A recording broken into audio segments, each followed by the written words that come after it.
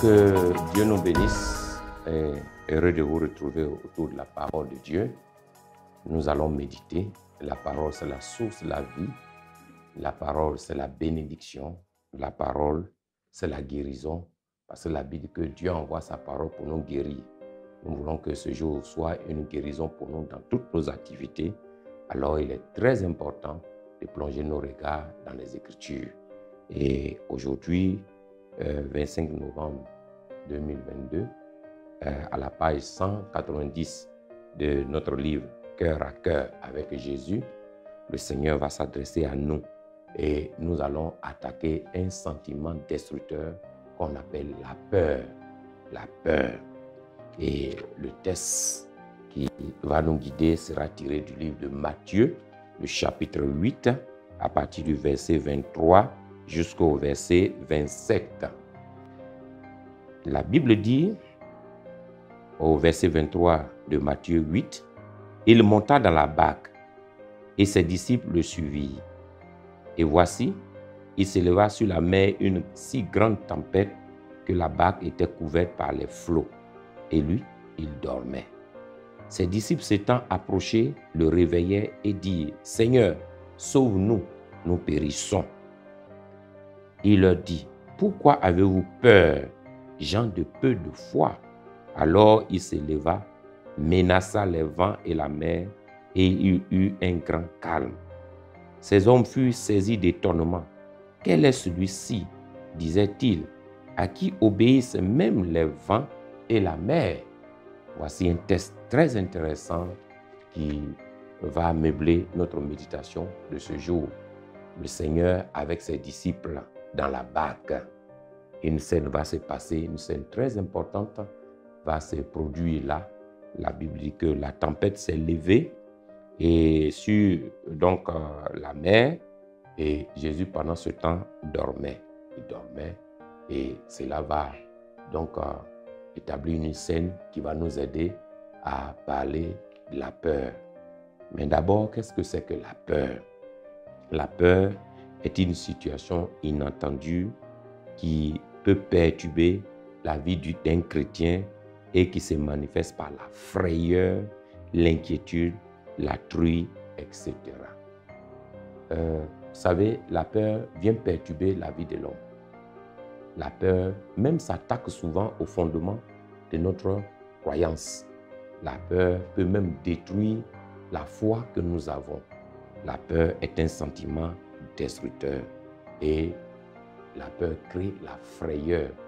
Vous savez que la peur déséquilibre aussi le corps. Parce que quand quelqu'un a peur, tout le corps rentre en mouvement, le cœur bat rapidement et nous perdons notre équilibre. C'est de cette peur qu'il s'agit ici.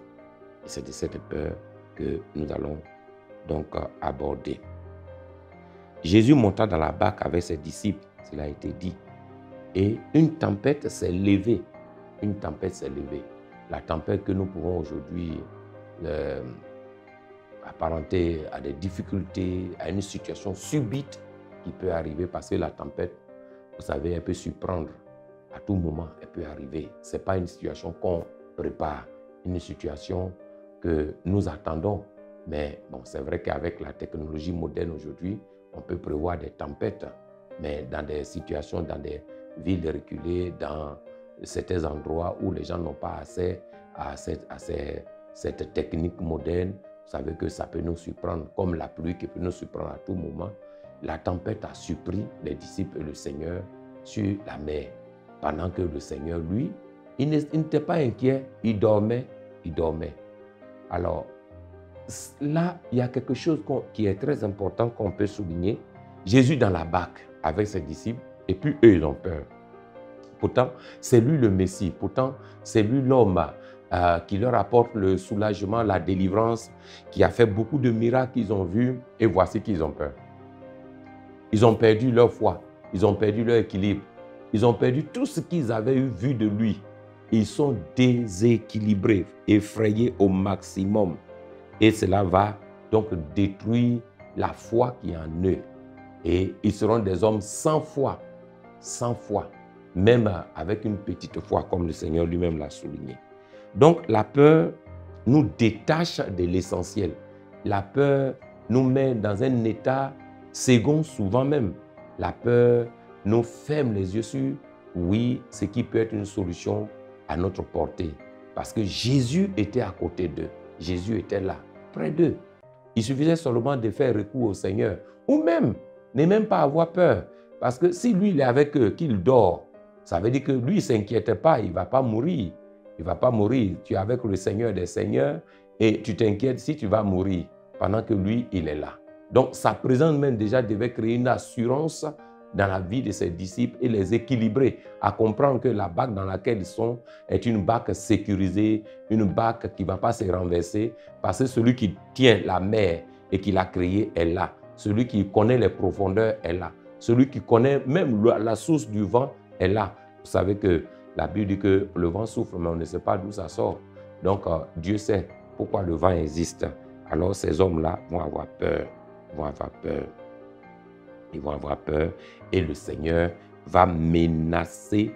Donc, après insistance des disciples auprès de lui, qui s'élèvent, va menacer la tempête. Alors, ça, c'est très important. Vous pouvez souligner cette partie. S'il arrivait qu'on a peur, s'il y a un lieu où il faut tourner la face, c'est vers le Seigneur. C'est lui qui peut nous secourir. C'est lui qui secoue à tout moment, à tout instant.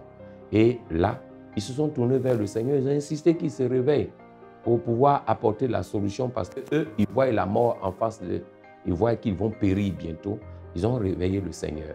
Si quelqu'un a une peur terrible en lui, comme les disciples, il est important qu'il tourne sa face vers Dieu et qu'il frappe à la porte du Seigneur et qu'il invite le Seigneur à être présent dans sa barque, à être présent dans la barque.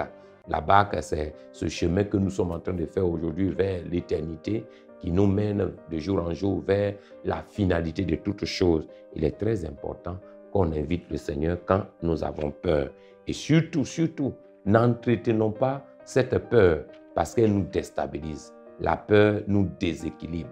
La peur est un ennemi qu'il faut vaincre parce que la peur crée en nous un manque de foi. Jésus l'a dit. Il dit, homme de peu de foi. Alors, il s'éleva et menaça la tempête, menaça le vent. Il les ordonne au temps de se calmer. Voici ce que nous devons faire avec le Seigneur quand il est avec nous. N'ayons pas peur. En face des menaces de la mort, n'ayons pas peur parce que notre espérance est en Jésus-Christ. En face des changements de la nature, n'ayons pas peur.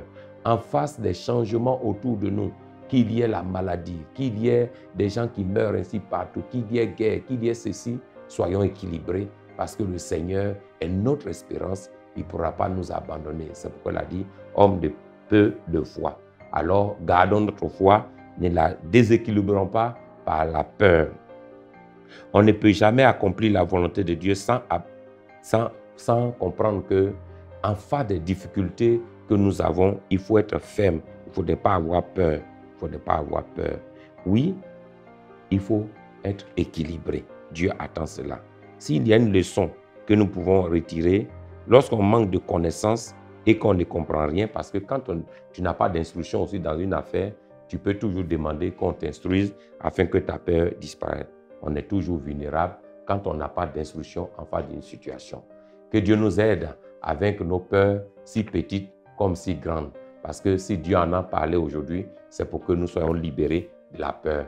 Alors que Dieu nous bénisse et que Dieu nous aide à pouvoir toujours garder le contact avec sa parole à travers le livre Cœur à cœur, parce que c'est très important, ça nous permet de nous diriger.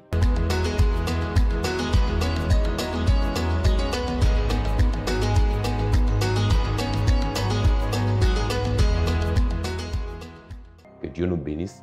Avant qu'on ait pris et que je ne recommande chacun au Seigneur, je voudrais recommander ce merveilleux livre à chacun de nous, ce livre qui parle de la vie de chasteté de la jeune fille avant le mariage, écrit par l'apôtre Nicolas. C'est important parce que souvent, cette vie de jeune fille avant le mariage peut créer la peur du mariage, ou alors on est chaste, et comment faire pour garder sa chasteté en face de toutes les menaces qui sont autour de nous.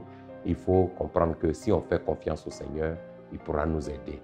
Donc, on vous recommande cela. C'est un très bon livre que l'homme de Dieu nous a laissé. Que Dieu nous bénisse. Revenant donc à notre parole, il faut vaincre la peur, il faut terrasser la peur. C'est un Goliath, mais il faut le terrasser. Que Dieu nous bénisse. Nous allons prier. Seigneur, bénis tes enfants que nous sommes. Donne-nous de vaincre la peur, que ce soit comme un Goliath ou une tempête, que cette peur soit terrassée pour que la fermeté nous garde dans cette relation avec toi. Au nom de Jésus. Amen.